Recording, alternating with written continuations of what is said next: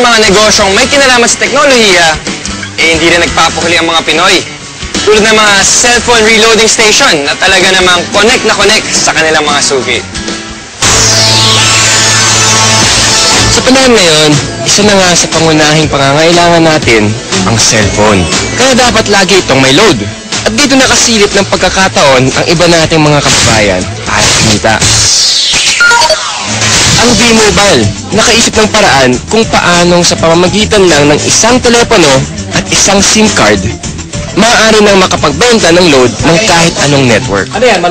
Ang kaibahan nitong V-Mobile, gamit mo yung cellphone mo, makapagbebenta ka ng lahat ng klase ng prepaid, cards at saka electronic, para magkaroon ka ng negosyo. Taong 2008, nang simula ng V-Mobile ang negosyong ito. Ang sistemang gamit nila, all-in-one load service, kaya one-stop shop ang kanilang serbisyo.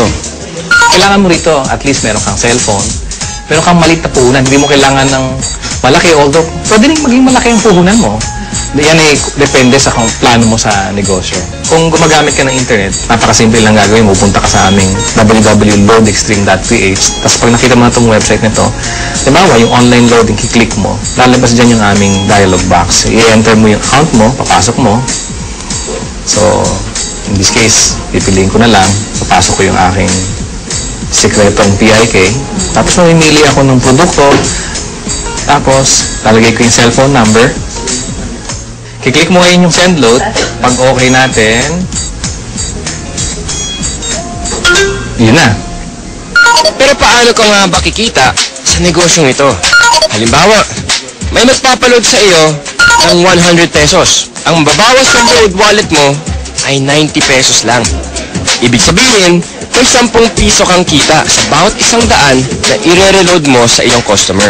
Kung kumikita ka ng 100 pesos kada araw sa pagre-reload, sa loob ng isang buwan, may kita kang 3,000 piso. Anip, tulad ni Peewee, na nakatuwaan lang daw noong una ang reloading business. Kasi nabuhat kami, nung nag-start kami noon, magbabarkada lang kami. So every night magkakasama kami. Nakakatuwa. Nung 5 lang kami nagsimula, 5 members na kami. Kapatid ko, mga barkada ko.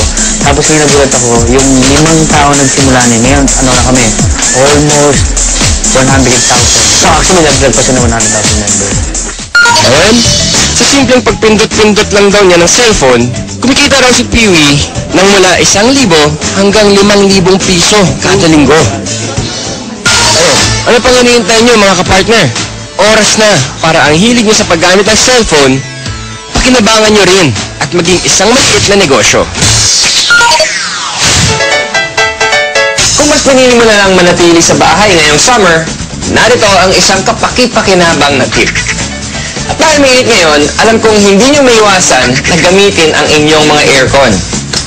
Ito ang isang tip para makatipid kayo sa pagkonsumo ng kuryente. Ilagay sa timer mode ang aircon at iset sa 2 hanggang 3 oras lamang. Pagkatapos nito, buksan ang ventilador para mapanatili ang lamig ng kwarto.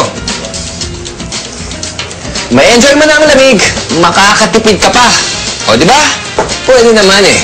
Kaya mga kapartner, tandaan, dapat maging wais all the time.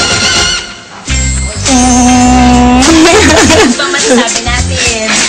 Wala akong masabi talaga.